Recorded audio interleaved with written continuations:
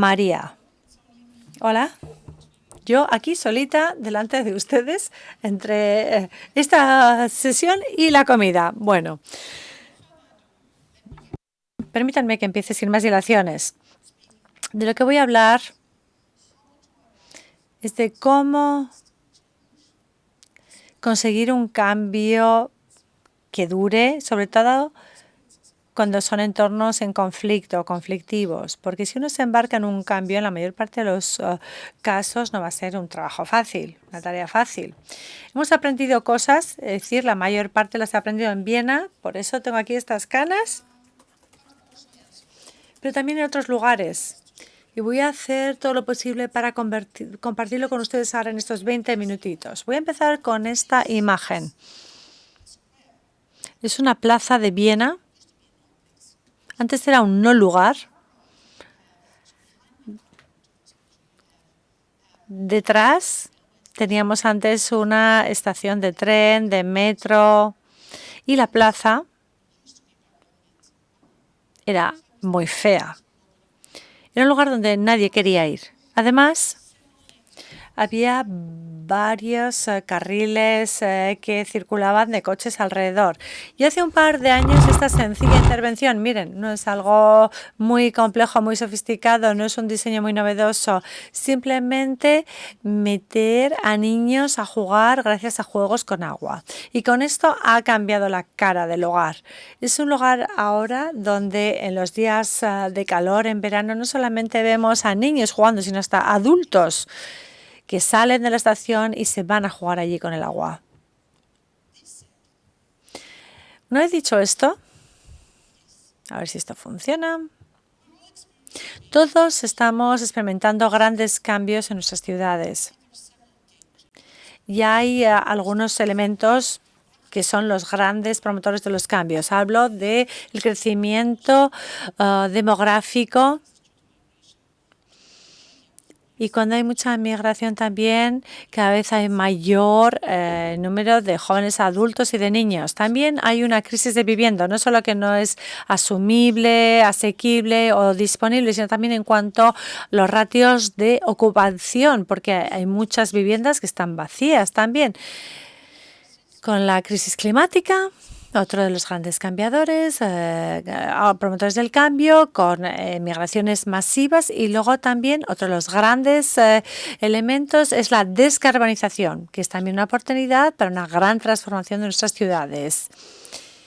El cambio social y cultural es lo que más va a liderar a una nueva tendencia a pasar tiempo al aire libre, haciendo que cada vez se sufra mayor presión los espacios públicos, pero a nivel positivo, que más se busquen espacios públicos. Y luego también esto nos lleva un poco el turismo mundial, que nos está llevando hasta convertir en Disneyland la mayor parte de las ciudades, un exceso de turismo. Y luego el cambio democrático de la democracia está haciendo que haya desarrollos de nuevos ecosistemas. Es una gran oportunidad para todos nosotros. Es decir, que la gente está ahora pidiendo con este cambio en el tipo de democracia ser parte de estos cambios. Así que realmente aquí los grandes retos y las grandes oportunidades son la activación de esto y la participación. Pero vamos a ver, ¿cómo hacemos que todo esto se conjugue? En muchas ocasiones la visión viene desde arriba. En muchos. Son un liderazgo visionario. Y con esto no quiero decir solamente a nivel jerárquico. También es un liderazgo horizontal. Cada uno de nosotros es un líder. En cierto sentido, en algún momento. Pero sobre todo, que empieza un poco como en la cabeza de una persona y luego lo tienes que convertir en algo colectivo, lo tienes que compartir. Mientras que la innovación, el cambio, viene de todo un ecosistema. Así que hay que encontrar una manera para que estas dos cosas se puedan conjugar y encuentren un espacio común, sobre todo cuando uno está intentando generar un cambio a gran escala en una ciudad. Y finalmente, y no por ello menos importante, tenemos ejemplos de varias de las ciudades donde vengo, de dónde venimos y hacia dónde vamos. Pueden ser ciudades burbujas, sin puertas o con puertas. Pueden ser ciudades integradoras donde todo el mundo tiene un lugar. Aquí tenemos a la derecha arriba un buen ejemplo, el de Viena, donde uno puede realmente encontrar un lugar con una gran diversidad y gran capacidad de inclusión. Y podemos tener lugares donde no hay puertas y teóricamente podría ir uno a cualquier lugar. Y sin embargo, vamos a ver ahí cómo funciona la exclusión.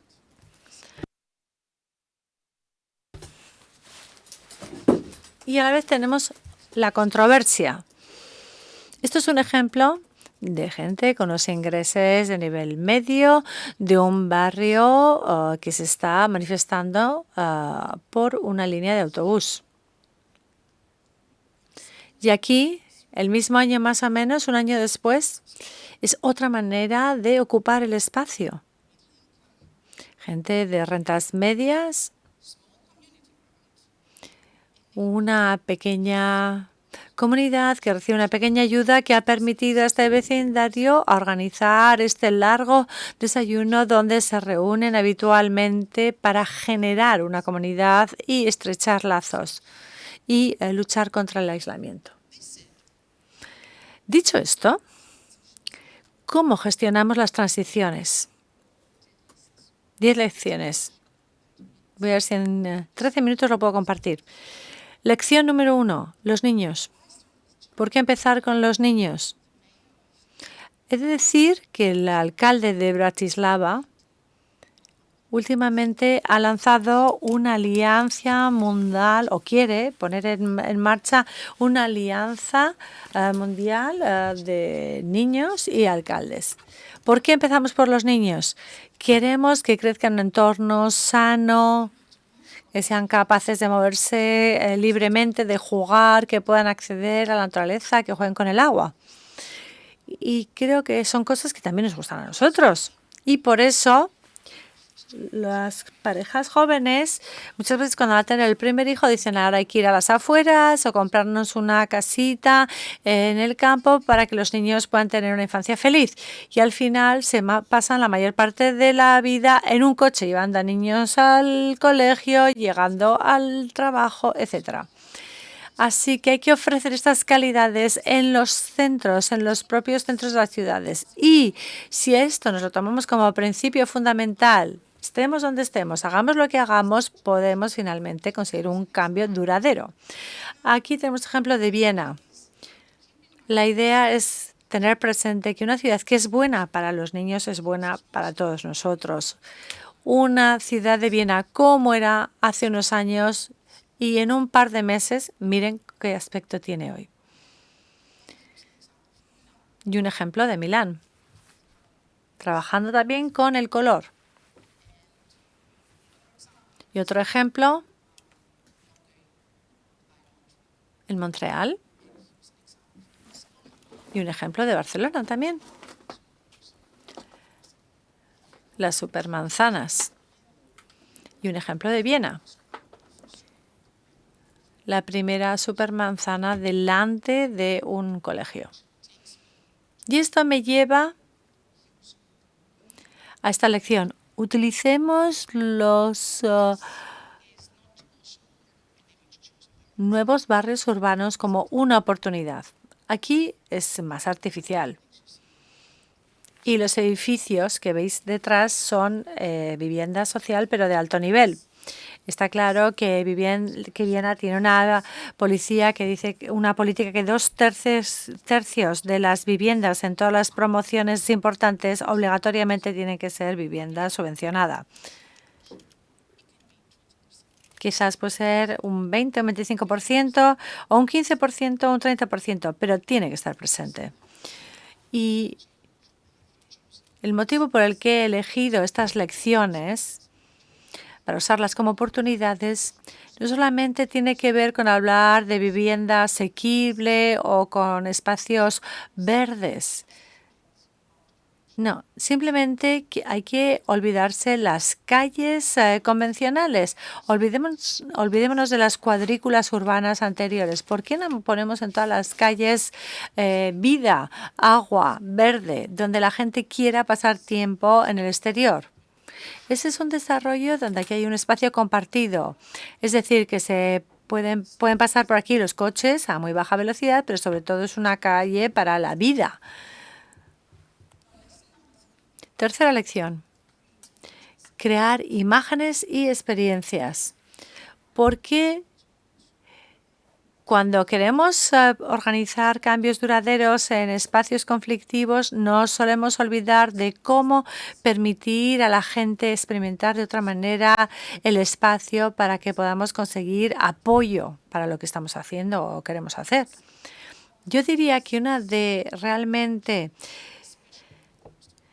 las maneras más importantes de conseguir que la gente se adhiera al cambio cuando hablamos de espacios públicos es ofrecer oportunidades para que la gente lo experimente de una manera distinta. Esto quiere decir que sí, hay que invertir en eventos, festividades, trabajando en común con las comunidades locales para ver qué quieren. Y este es un ejemplo de cómo se ha hecho en colaboración con los propietarios de los negocios, de las tiendas, para ofrecer una imagen de una calle que parezca un teatro, un lugar donde uno puede pasar tiempo, pasear, donde puedes reducir tu ritmo, conectar con otros. Es decir, puedes tener muchas maneras de utilizar las calles, pero el mensaje que quiero transmitir es producir imágenes, cambien la manera en que la gente percibe un lugar.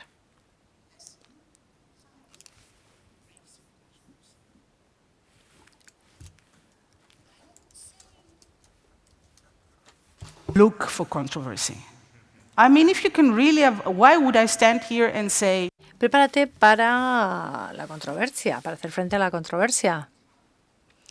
Se va a producir seguro. Si uno quiere cambiar un lugar, tienes que enfrentarte a una importante controversia. Y eso quiere decir prepararse para enfrentarse a ello. Yo no estaba preparada y esto me ocurrió. Esto es lo que me ocurrió. Os he mostrado esta calle.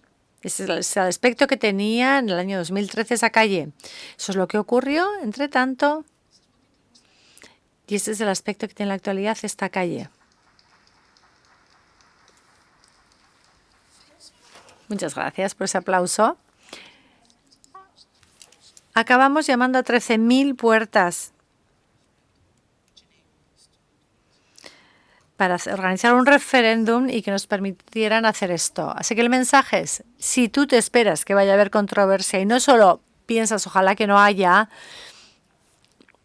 y además crees que va a ser duro, si te preparas, haces campañas, usas imágenes, usas experiencias, tienes que prepararte para llamar a la puerta de 13.000 personas. Sobre todo tienes que actuar de manera activa. Y esto me lleva a la sexta lección. Céntrate en buscar alianzas. Nos vamos a centrar en la oposición y olvidamos las alianzas, sobre todo en las zonas más conflictivas. Pero es al revés. Hay que prepararse para hacer frente a la controversia. Y esto es buscar de manera activa no solamente socios, sino también aliados posibles. Y siempre hay más aliados de lo que uno se cree. En nuestro caso, no pensamos, por ejemplo, en la inmobiliaria, que suele ser un gran ejemplo de lo que te ayuda realmente a rediseñar, porque luego ellos se van a beneficiar de ello. Así que haz bien tu cálculo. Ayer a Charles le dije que iba a mencionar una historia de burocracia creativa. Ha habido gente que ha empezado a poner plantas y jardines verticales en algunas calles que eran estrechas, con aceras muy estrechas, y entonces había quejas, porque dices, claro, cuando las aceras son tan estrechas no puedes poner plantas. Sin embargo, la administración decidió que había que quitar las plantas. Y entonces fue desesperante y la decisión, sin embargo, fue correcta porque hace falta que haya suficiente espacio en las aceras para que la gente pueda, por ejemplo, empujar un carrito, etcétera. Y entonces llegaron a mi oficina y yo les dije, bueno, ¿por qué no eliminamos simplemente las aceras y hacemos que las calles sean espacios compartidos? Pero esto hay que explicárselo a las comunidades locales. Y no lo voy a hacer yo, vais a ser vosotros. Eso es lo que les dije. Y esto quiso decir que podíamos rehacer la calle sin controversia, sin mucho debate. ¿Por qué? Bueno, pues que lo hicieron ellos mismos. Una lección aprendida. Siempre hay aliados. Pueden ser las comunidades locales, pueden ser los dueños de los comercios, pueden ser los dueños de las inmobiliarias o de los solares, de los inmuebles, y luego cambiar los ecosistemas. No se trata solamente de quiénes son las partes implicadas, se trata también de pensar en un ecosistema completo. Si está ahí, hay que colaborar con ese ecosistema, buscar partenariados, como ya se ha dicho antes, en distintas ocasiones, y si no existe, hay que crearlo. Dediquen tiempo a crearlo. Hagan que todo el ecosistema trabaje conjuntamente para producir un cambio duradero. En este caso, este era el aspecto antes de la calle. El inmobiliario también participó y reorganizó todo un ecosistema de una manera fantástica. Pagaron el 50% del rediseño y este es el resultado actual.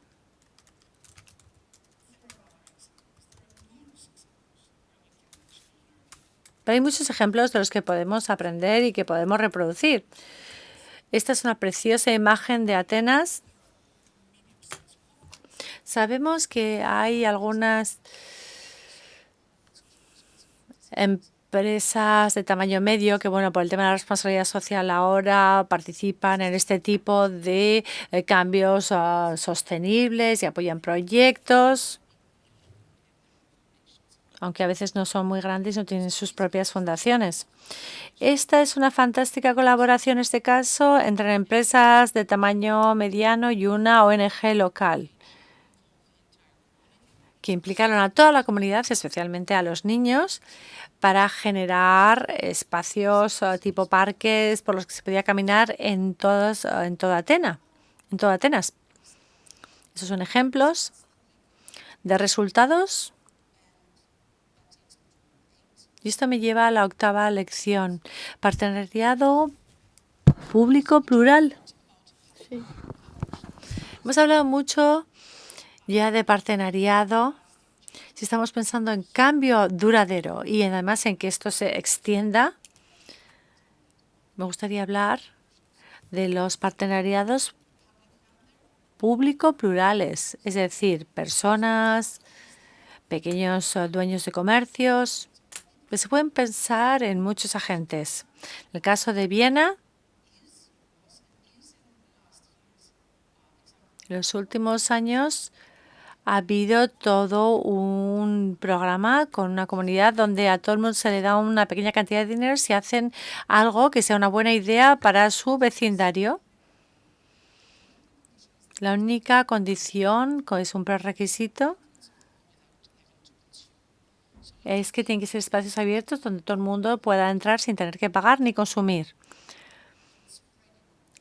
Y esto se está ahora difundiendo por toda la ciudad. Luego 10 años de implicación ciudadana con éxito. Aquí tenemos una empresa municipal que ha organizado, ha construido y está operando esta especie de centrales solares, pero la propiedad es pública. Podemos tener también distintas comunidades energéticas que se están ahora expandiendo por toda Europa, pero en este caso es especial porque estamos hablando de centrales energéticas y estamos hablando de distintas maneras de llegar a un cambio a gran escala sostenible.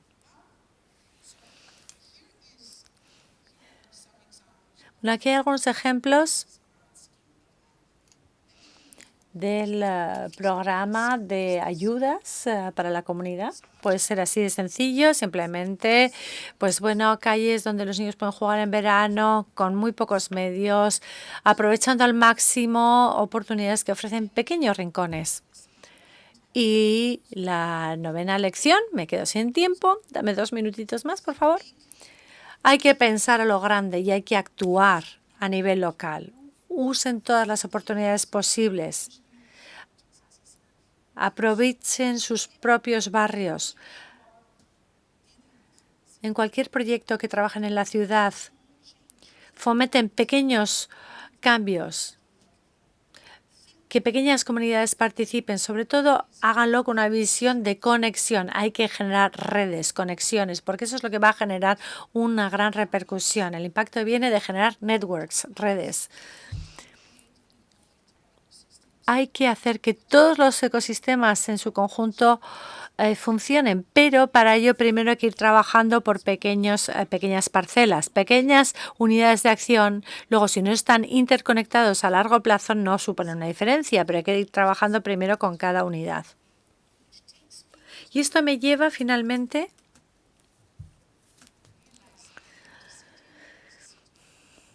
a decir que una ciudad es una ciudad formada por barrios.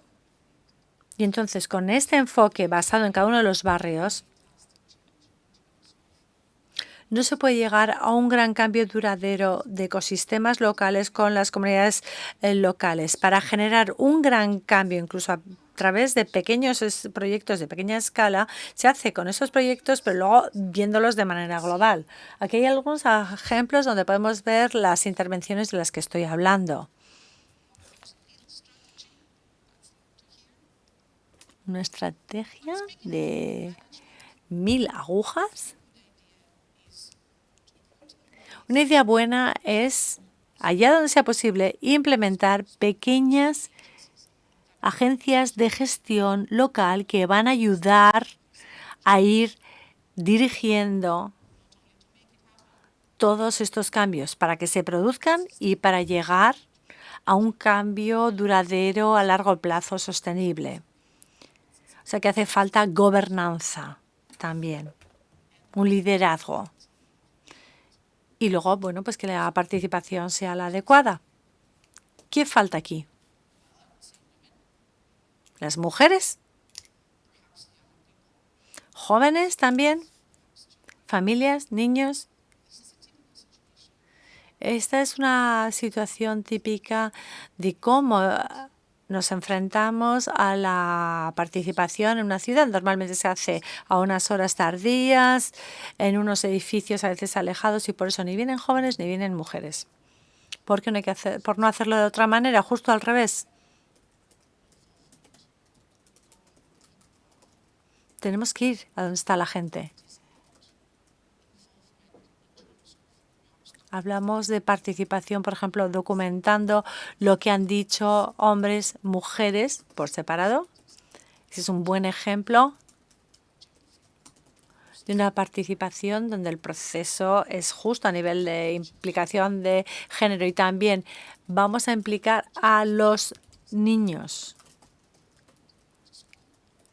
en las escuelas, incluso las chicas, aparte, para generar, como ya han hecho en Viena, un lugar precioso, por cierto. Dicho todo esto, quiero darles las gracias. Me he quedado sin tiempo. Disfruten de su comida.